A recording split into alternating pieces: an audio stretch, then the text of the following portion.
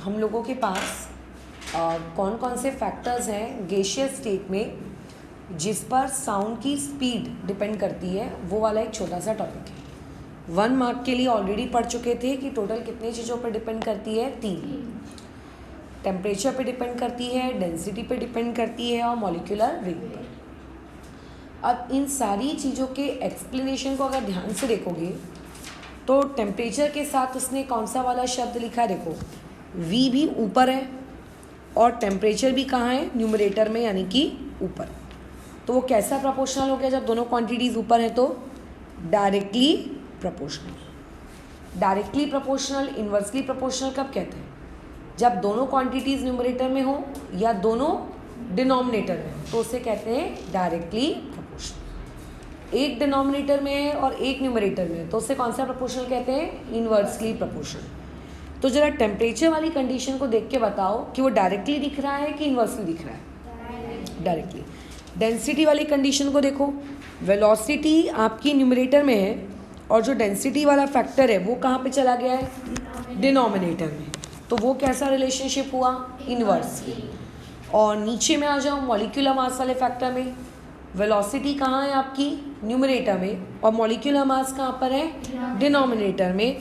इसीलिए ये दोनों रिलेशनशिप कौन से वाले हुए तुम्हारे, इन्वर्सली प्रोपोर्शनल। ये याद रखना है कि टेम्परेचर पे डायरेक्टली डिपेंड करता है और किस पर, इन्वर्सली डिपेंड करता है। अब इन सारे फैक्टर्स के साथ एक चीज़ और देखो कि वहाँ पे उसने अंडर रूट लगा दिया, under root of T, under root of D, under root of M। अब ये अंडर रूट कहाँ से आया, 11th क्लास में एक चैप्टर है गैसियस स्टेट।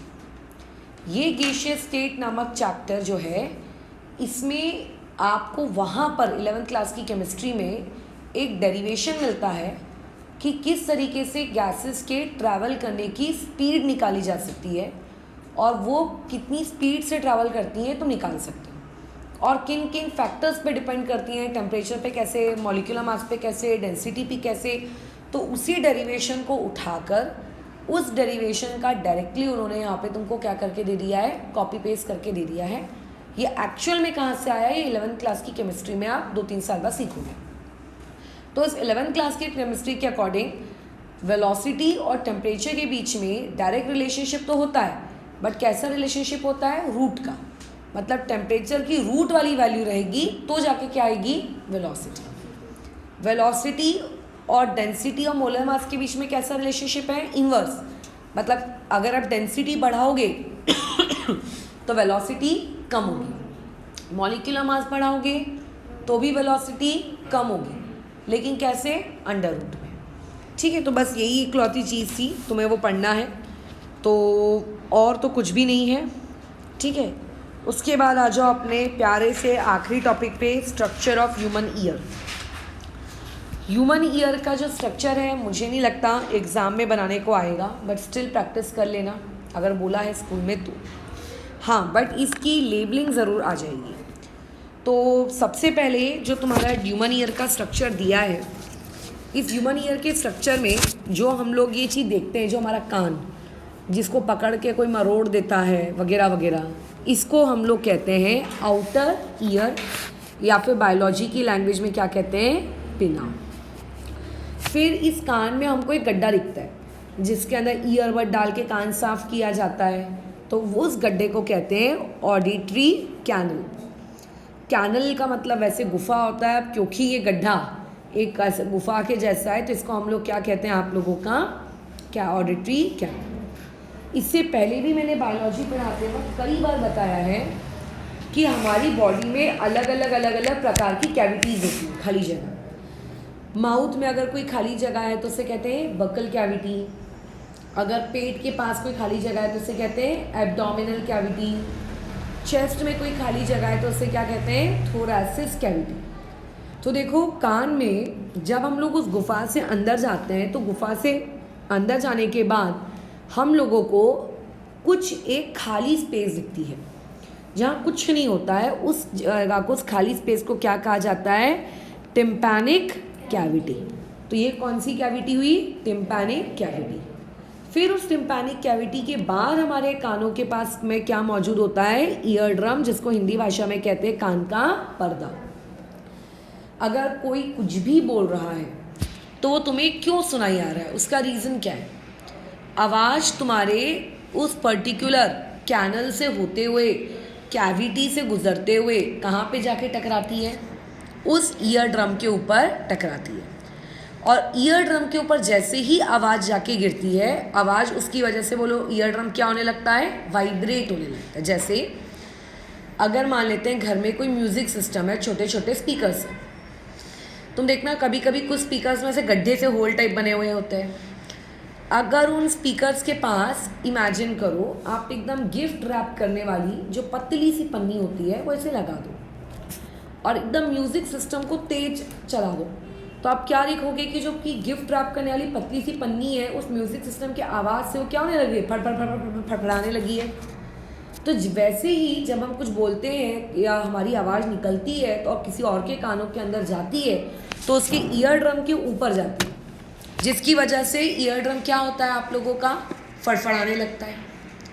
अब उस पर वाइब्रेशंस होते हैं। ये वाइब्रेशंस का मतलब है कि ये कौन है? सिग्नल्स हैं।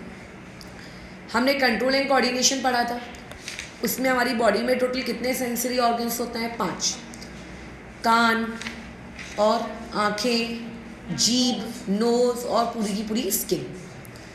इनमें कहीं से भी कोई भी सिग्नल आ सकता है, बस मतलब ऑब्वियस है। जीभ है तो उसके पास टेस्ट का सिग्नल मिलेगा उसको, कान है तो उसको आवाज़ का सिग्नल, नोज़ है तो उसको स्मेल का सिग्नल, आईज़ है तो लाइट का सिग्नल, कोई ना कोई सिग्नल्स उनको मिलते हैं। तो सिग्नल्स का यहाँ पे वो जो बायोलॉजी में अपन उसका सिग्नल वर्ड पढ़ा था, सिग्नल का मतलब ही क्या होता है? यहाँ पे वाइब्रेशंस।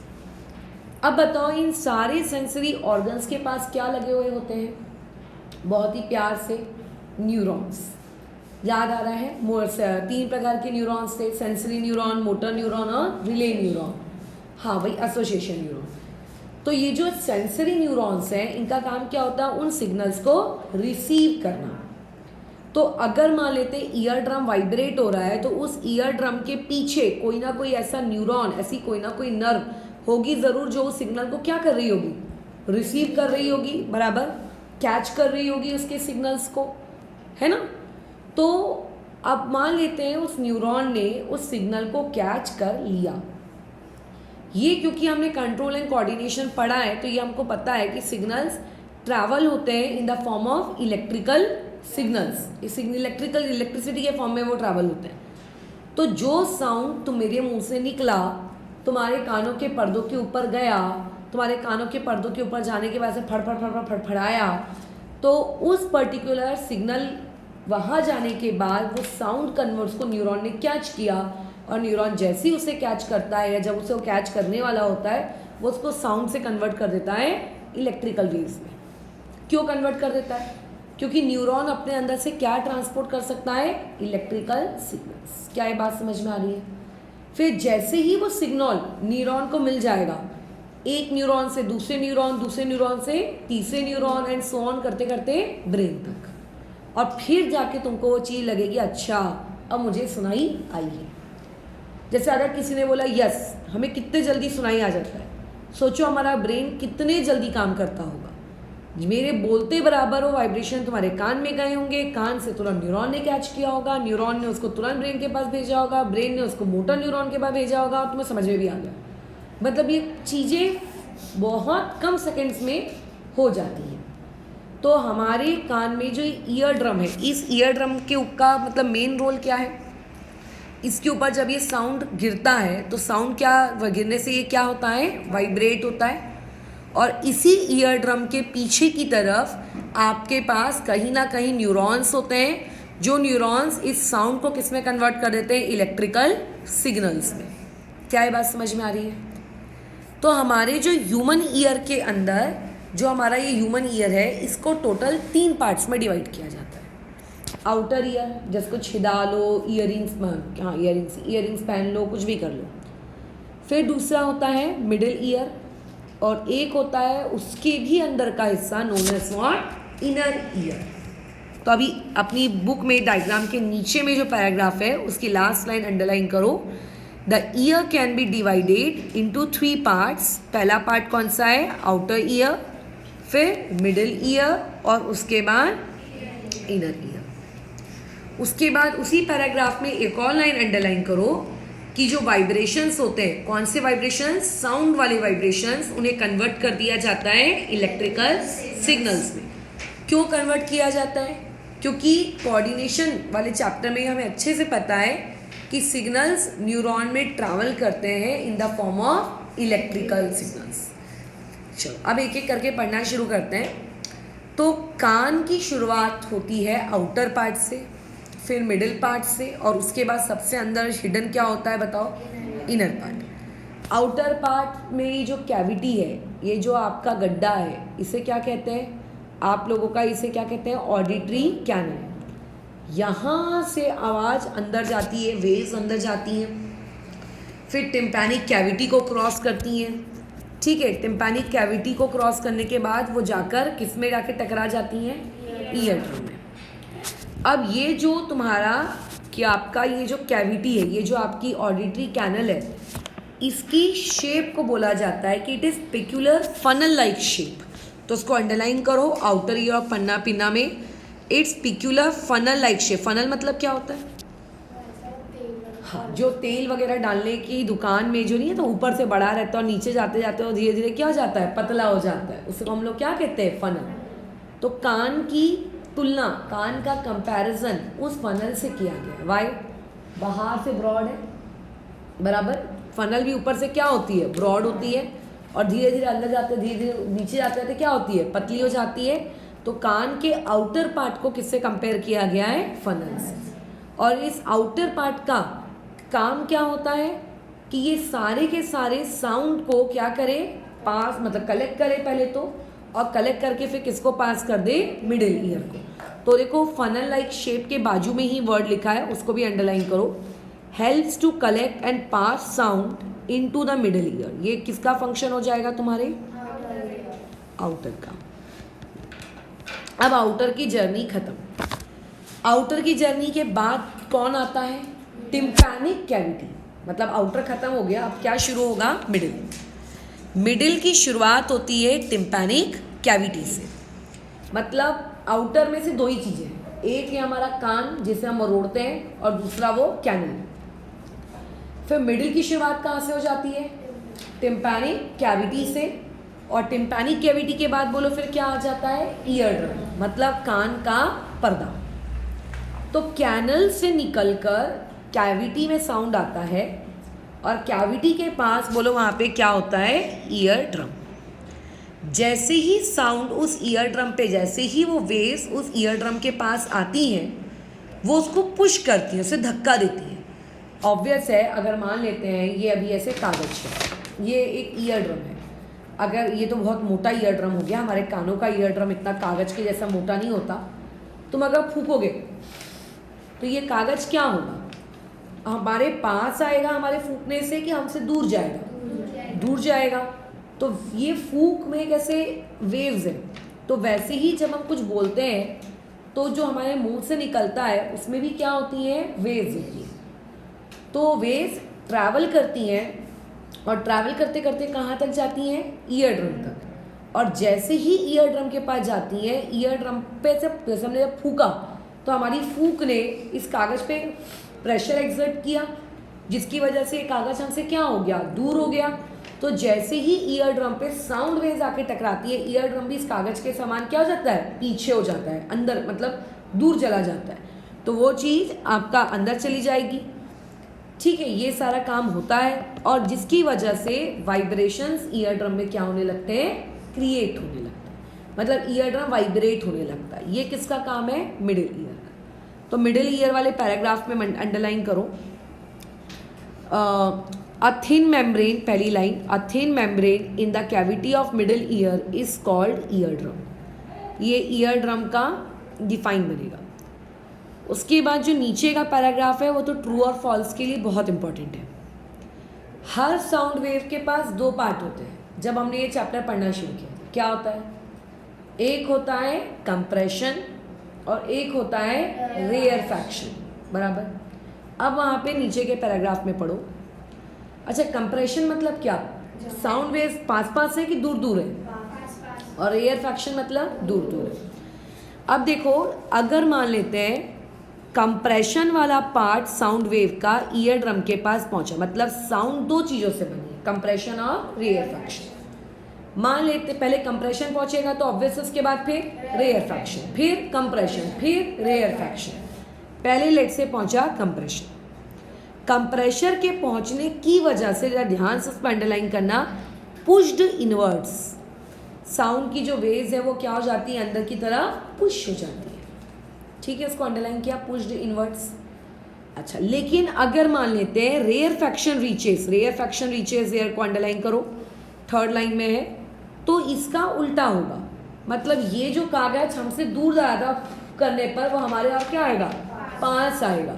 तो मेम्ब्रेन क्या हो जाएगी, पुल्ड आउटवर्ड। पुल्ड आउटवर्ड का मतलब होता है हमारे पास आ रहा है वो, और इनवर्ड का मतलब वो हमसे दूर जा रहा है और अंदर जा रहा है और अंदर जा रहा है वो।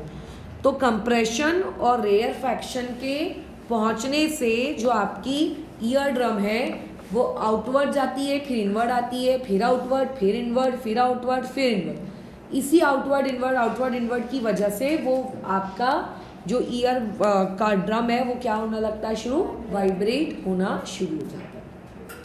यहाँ पे मिडिल ईयर की कहानी खत्म। अब जस्ट इस मेम्ब्रेन के पीछे देखो अपने डायग्राम में, मेम्ब्रेन के पीछे डायग्राम में तुमको क्या दिया, मतलब टोटल 4 पार्ट्स थे। ऑडिटरी कैनल वो हो गया, आउटर पिनर हो गया, टिम्पैनिक कैविटी हो गया, ईयर ड्रम हो गया। ठीक है, अब उसके बाद देखो, उसके बाद उसने दिया है कि हमारे ईयर ड्रम के पीछे 3 हड्डियाँ होती हैं। दिख रहा है 3 हड्डियाँ, वहाँ लिखा है चेन ऑफ 3 बोन्स। अच्छा, उसके क्या फंक्शन है वो सब हमारी बुक में नहीं लिखा है। जब आप फ्यूचर में MBBS की पढ़ाई करोगे, ENT सब्जेक्ट लोगे, तब ये चीज़ आप डिटेल में पढ़ोगे, अभी नहीं। 3 बोन्स हैं। उसके अलावा नेक्स्ट चीज़ उसने बोला है, उन 3 बोन के पास देखो जरा, वो 3 बोन के पास यहाँ टॉप में देखो, यहाँ टॉप में देखो, यहाँ टॉप में ये टॉप पार्ट देखो, ये वाला पार्ट, ये वाला पार्ट देखो, दिख रहा है ये वाला पार्ट अपने 3 बोन्स के ऊपर। उसको उसने क्या नाम दिया हुआ है, स्टेप्स। वो कौन है आपका, स्टेप्स। अब स्टेप्स के ऊपर देखो, अब जो स्टेप्स के ऊपर वाला हिस्सा है वो ऊपर वाला हिस्सा किस पार्ट का हिस्सा है, इनर ईयर। तुमने घोंगा देखा है, घोंगा, स्नेल, उसकी बॉडी कैसी होती है, गोल गोल गोल गोल गोल गोल। तो ऊपर वाला हिस्सा भी लगभग वैसा ही नहीं दिख रहा है, गोल गोल गोल गोल गोल। तो उसका जो वो गोल गोल वाला हिस्सा है उसे हम लोग क्या कहते हैं, कॉशलिया। ठीक है, और उसमें जो लेफ्ट साइड में जो पाइप दिख रहा है उसे क्या कहते हैं, सेमी सर्कुलर कैनल्स। और फिर ये ईयर ऑब्वियस है हमारी बॉडी के अंदर गया होगा, तो उस चीज़ को हम लोग क्या कहते हैं, यूस्टैचियन ट्यूब। तो ये सारी मार्किंग तुम्हें पता होनी चाहिए। अब साउंड ने वाइब्रेशंस क्रिएट कर दिए मिडिल ईयर तक। अब ये जो मिडिल ईयर में जब इन्होंने वाइब्रेशन क्रिएट कर लिए, तो इस वाइब्रेशंस का करेंगे क्या, इन वाइब्रेशंस को ब्रेन तक पहुंचाना है। अब ब्रेन तक पहुंचाने के लिए क्या होना चाहिए, हमारे पास नर्व्स होने चाहिए। तो इनर ईयर के पास ये सारे क्या होते हैं, नर्व्स। कहाँ है नर्व्स, हमको तो नहीं दिख रहे। ये नर्व है आपका वो घोंगा, स्नेल। क्या तुम्हें स्नेल दिख रहा है, टॉप में, इनर ईयर के टॉप में स्नेल दिख रहा है, कॉशलिया नाम से दिख रहा है ना, गोल गोल गोल गोल। ये कॉशलिया बहुत इंपॉर्टेंट है, इसका काम होता है ईयर ड्रम में आने वाले वाइब्रेशंस को क्या करना, रिसीव करना। न्यूरॉन्स करते हैं ना रिसीव, रिसीव करने के बाद इसको क्या करना, इलेक्ट्रिकल सिग्नल्स में कन्वर्ट करना, और बाद में इसको आगे फर्दर न्यूरॉन को देना कि भाई ले न्यूरॉन रख, और जाके इसको किसको ट्रांसपोर्ट कर, ब्रेन को। क्या है बात है, मतलब वाइब्रेशन, साउंड वाइब्रेशंस को इलेक्ट्रिकल सिग्नल्स में कन्वर्ट करने का काम कौन करता है, कॉशलिया। और क्या ये कॉशलिया ब्रेन तक पास ऑन करता है क्या, नहीं, ये कॉशलिया न्यूरॉन को दे देता है, और न्यूरॉन फिर इसको किसको पास ऑन करता है, फिर ब्रेन को। तो इनर ईयर वाले पैराग्राफ में आ जाओ। ठीक है, इनर ईयर के पैराग्राफ में जो सेकेंड लाइन है एंडिंग की, वो अंडरलाइन करो, कॉशलिया का फंक्शन, कि कॉशलिया रिसीव्स दी वाइब्रेशंस।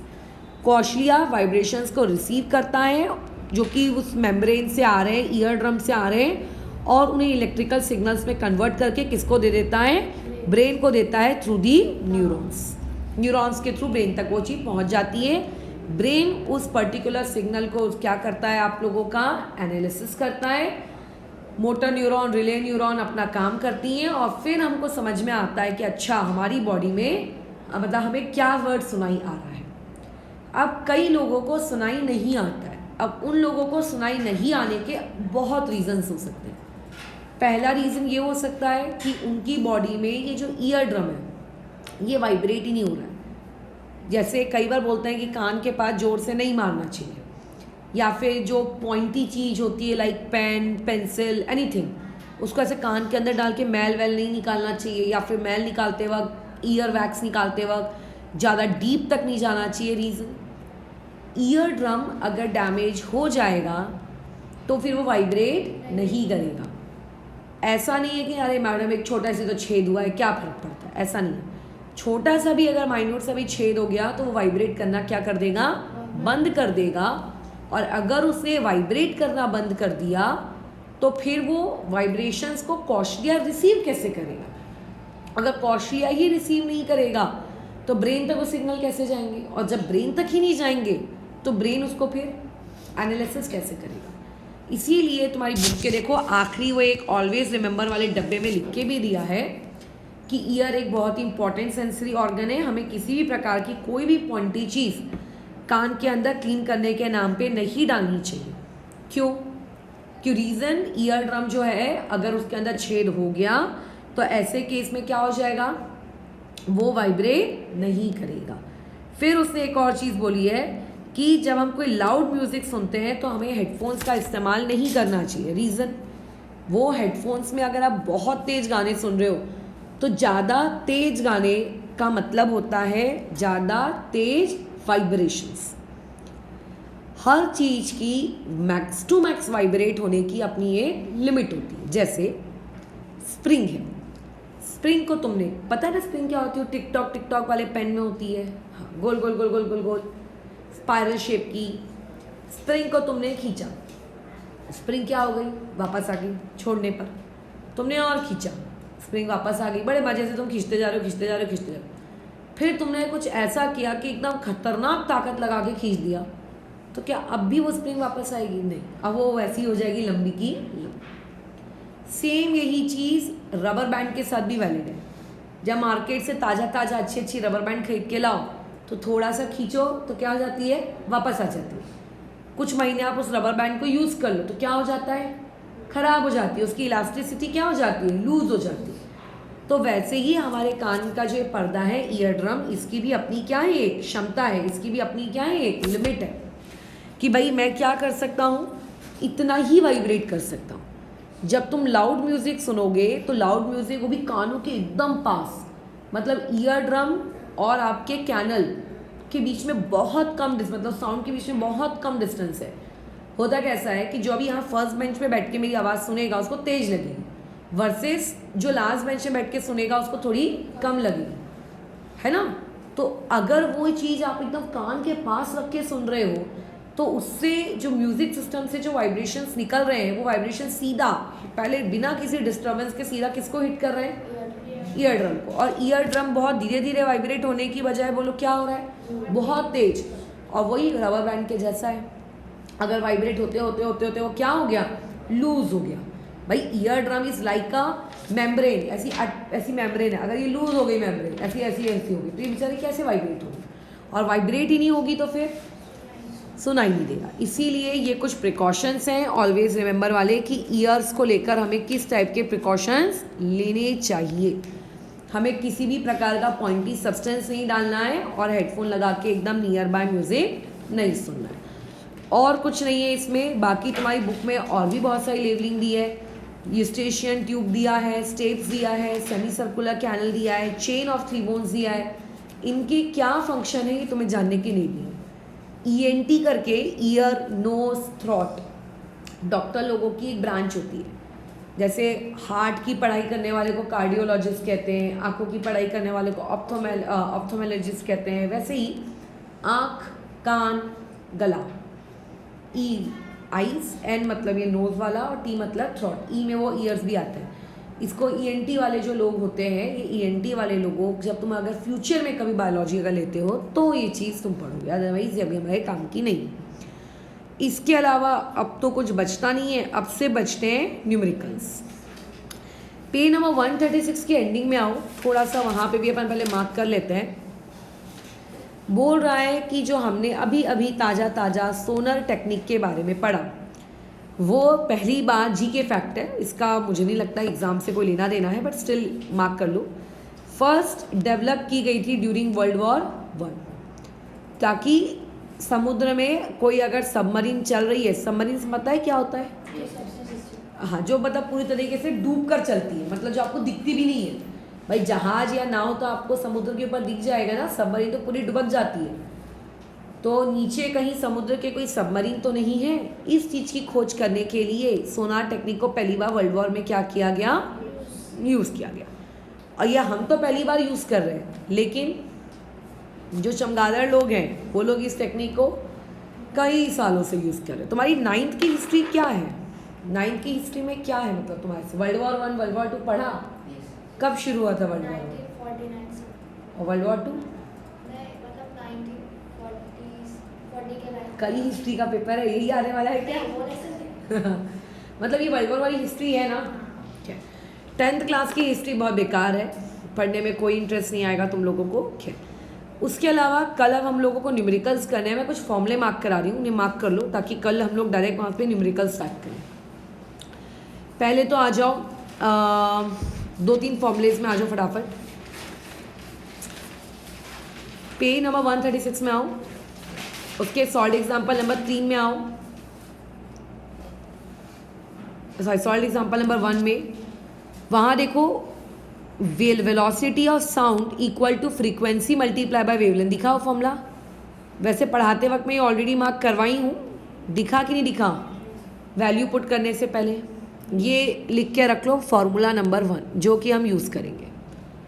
उसी न्यूमेरिकल में नीचे आ जाओ, time equal to distance by velocity. ये तो बहुचर्चित फार्मूला है, इसके बारे में मतलब बच्चे को पता होता है, ठीक है? तो उसको भी अच्छे से मार्क कर लो, टाइम और डिस्टेंस वेलोसिटी। वो हो गया हमारा फॉर्मूला नंबर 2, ठीक है? ये 2 फॉर्मूले हम लोगों को पता होने हैं।